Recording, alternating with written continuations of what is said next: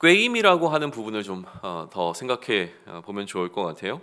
3절에 보게 되어지면 이렇게 기록을 하고 있어요. 아하시아도 아합의 길로 행하였으니 이는 그의 어머니가 꾀어 악을 행하게 하였음이라 라고 하는 표현 가운데 이제 꾀임이라고 하는 단어가 등장하죠.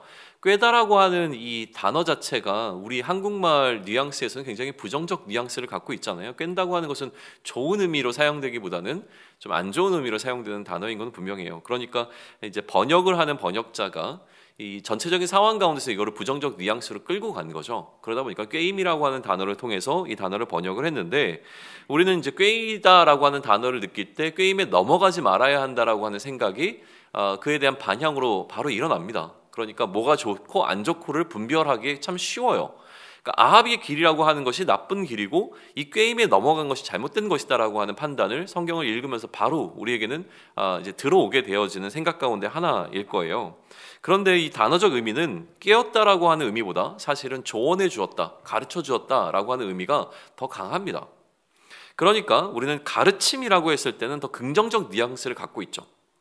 이 가르침이라고 하는 건 꾀임하고는 굉장히 다른 의미를 갖고 있습니다. 이 같은 단어가 어디에 사용되냐면 4절에 다시 한번 반복이 되어져요. 그래서 이렇게 표현되는 거예요. 그의 아버지가 죽은 후에 그가 패방하게 하는 아합의 집에 가르침을 따라 라고 되어 있어요.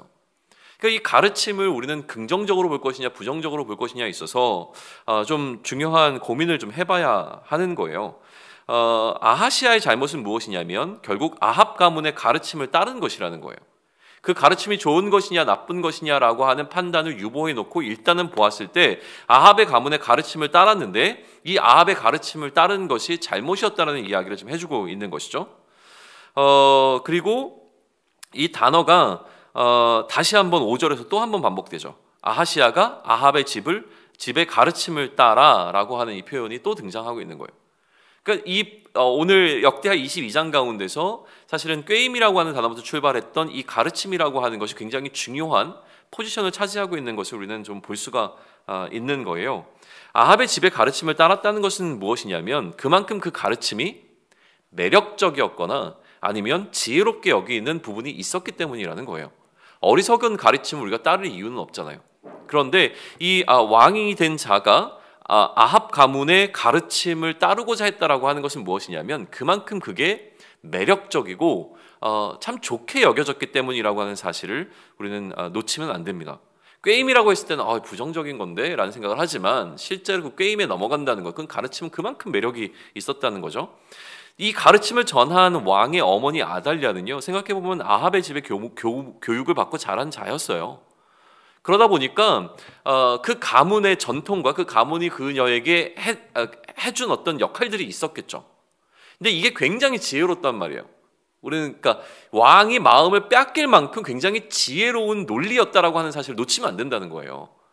그러니까 나쁜 걸로 막 이렇게 깨어가지고 넘어간다는 게 아니라 딱 봤을 때도 그 통치의 원리라고 하는 그 집안이 갖고 있었던 어떤 하나의 논리적 체계라고 하는 것은 굉장히 강력하고 매력적이고 의미 있었다라고 하는 것을 우리는 보아야 하는 것이죠. 얼마나 탁월했냐면 이 어머니였던 아달랴가 한 나라를 장악하고 6년 동안 그 나라를 통치할 수 있을 만큼 강력한 논리였다는 거예요. 그러니까 이 교육을 받았던 아달랴는요, 모든 유다에 있었던 왕가의 사람들을 전부 다 제압하고 그들을 따르고 있는 사람들의 수장이 될 수 있을 만큼 탁월함을 보였다는 거죠. 그러니까 아합의 집의 가르침이라고 하는 것은 현실 속에서 굉장히 막강한 결과를 가져올 만큼 매력적이었다는 사실입니다. 그러면 이제 우리에게는 뭐가 필요하냐면 이러한 가르침의 옳고 그름을 판단할 수 있는 지혜가 필요한 거예요. 그러니까 이 지혜를 길러야 하는 것이 오늘을 살아가는 우리들에게 있어서 굉장히 핵심적인 키포인트가 될 겁니다. 그럼 이 지혜를 얻기 위해서 오늘 본문은 우리에게 무엇을 주고 있느냐라고 하는 것인데요. 아합의 질서를 따른다라고 하는 것은 이 질서는 결국 힘의 논리였습니다. 연합하여 힘을 키우고 그 힘으로 다른 나라를 침략하려고 했던 것을 통해서 우리는 힘의 논리를 보게 되어지죠. 왕권의 경쟁자들을 죽임으로써 정권을 장악하는 아달랴의 모습을 통해서 힘의 논리를 보게 되어집니다. 그만큼 우리가 살고 있는 이 세계 가운데서 힘의 논리라고 하는 것은 굉장히 가치 있는 것이고 힘의 논리 속에서 더 의미 있게 여겨지는 것은 권력을 쌓아가는 것입니다.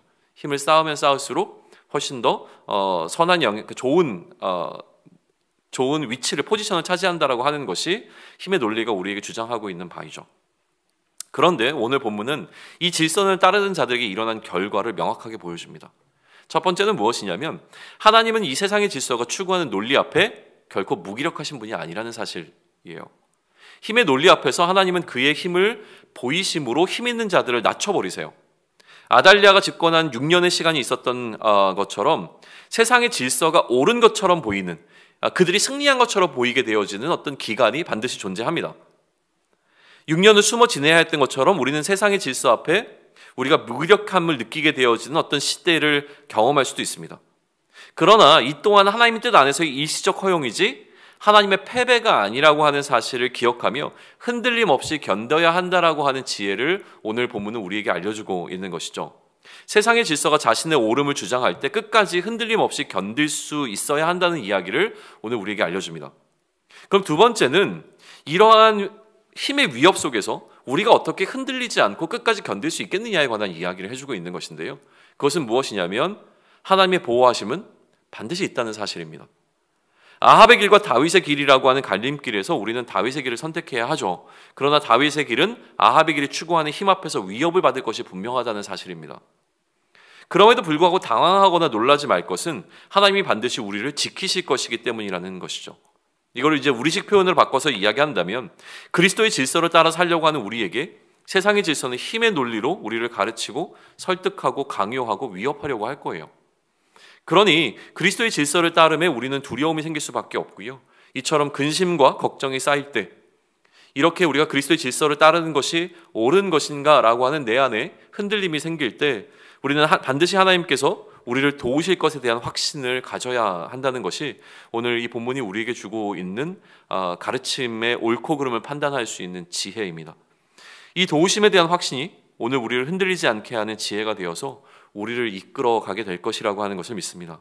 세상이 지혜롭게 보이는 가르침으로 내 마음을 도전해오는 오늘의 모든 순간들이 있을 거예요. 그 순간 가운데서 하나님의 도우심을 구하는 우리가 되길 소망하고요. 실제로 하나님께서 우리를 도우심으로 말미암아 모든 상황 가운데서 우리가 안전하게 보호받게 되어지는 한날이 되기를 또한 기도합니다. 아멘.